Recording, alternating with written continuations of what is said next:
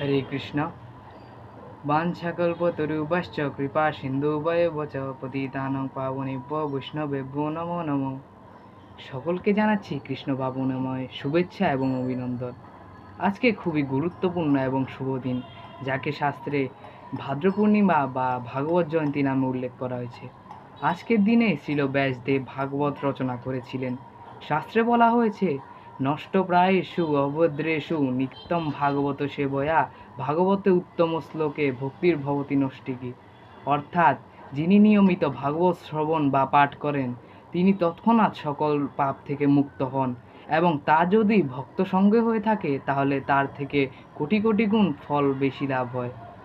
আমি ভাগবত পাঠ করেছি এবং কৃষ্ণ ভাবনামৃত সম্বন্ধে জেনেছি। ভাগবত পাঠে যে এত আনন্দ, তা আমি ভক্ত সঙ্গে ভাগবত শ্রবণ করে জানতে পেরেছি।